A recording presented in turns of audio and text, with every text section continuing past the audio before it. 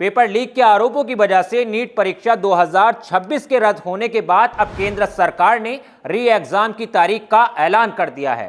NEET का री exam अब 21 जून को होगा, लेकिन सबसे बड़ा ऐलान सरकार ने किया है कि अगले साल नीट की परीक्षा कंप्यूटराइज्ड तरीके से कराई जाएगी। ऐसे में बड़ा सवाल यह है कि क्या अगले साल से ऑनलाइन एग्जाम होने पर पेपर लीक की घटनाओं और धांधली पर रोक लग जाएगी। इस मुद्दे पर विस्तार से बात करेंगे।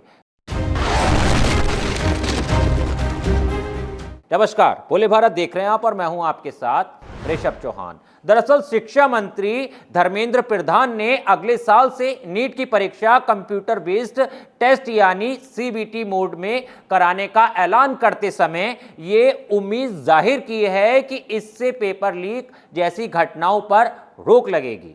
सीबीआई गहरा तक जाएगी, किसी को इस बार बख्शा नहीं जाएगा।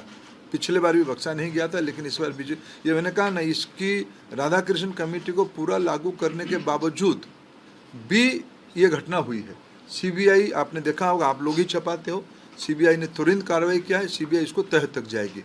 मैं और एक विषय, जो मेन विषय में कहना था, अगले साल से परीक्षा, इसकी जो मूल जड़ है ओएमआर, अगले साल से नीट की परीक्षा कंप्यूटर बेस्ड टेस्ट से होगी। शिक्षा मंत्री को कंप्यूटर बेस्ड टेस्ट पर भरोसा इसलिए है क्योंकि इस सिस्टम में क्वेश्चन पेपर परीक्षा शुरू होने से ठीक पहले डिजिटल माध्यम से सिस्टम में आएंगे। ऐसे में पेपर छापने, ट्रांसपोर्ट करने और सेंटर तक पहुंचाने की प्रोसेस खत्म हो जाएगी, जिससे उनके लीक होने का खतरा भी कम हो जाएगा। लेकिन सवाल सिर्फ पेपर लीक का नहीं है, सवाल भरोसे का भी है। इस बार सरकार खुद मान चुकी है कि गैस पेपर के नाम पर असली सवाल बाजार तक पहुंचे थे। 7 मई को शिकायत मिली, जांच शुरू हुई और 12 मई तक पेपर लीक की पुष्टि हो गई। अब ऑनलाइन परीक्षा को समाधान के तौर पर पेश किया जा रहा है, लेकिन क्या इससे सारी समस्या खत्म हो जाएगी? एक्सपर्ट्स मानते हैं कि सिस्टम बदलेगा,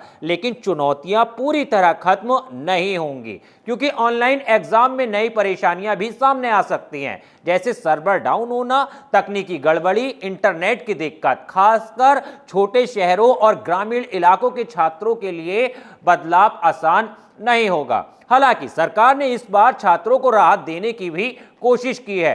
नीट की फिर से होने वाली परीक्षा के लिए छात्रों को ना तो दोबारा रजिस्ट्रेशन कराना होगा और ना ही उनसे दोबारा फीस ली जाएगी। इतना ही नहीं, छात्रों ने रद्द हुई परीक्षा के लिए जो फीस जमा की थी वो भी उन्हें वापस की जाएगी। यानी इस साल नीट की परीक्षा का खर्च पूरी तरह से एनटीए उठाएगा। फिर से होने वाली परीक्षा के लिए नए एडमिट कार्ड 14 जून तक जारी कर दिए जाएंगे। छात्रों को अपनी पसंद का सेंटर चुनने की सुविधा भी मिलेगी। इतना ही नहीं, परीक्षा में छात्रों को अपने डिटेल भरने के लिए अब 15 मिनट का एक्स्ट्रा टाइम भी दिया जाएगा। कुल मिलाकर अगले साल यानी साल 2027 से नीट की परीक्षा ऑनलाइन कराने का सरकार का फैसला बड़ा जरूर है, लेकिन देखना यह होगा कि सीबीटी मोड में मौजूदा हालात में कितना सुधार होता है। फिलहाल इतना तो जरूर लग रहा है कि नीट परीक्षा पर साल दर साल उठ रहे सवालों को सरकार इस बार गंभीरता से ले रही है।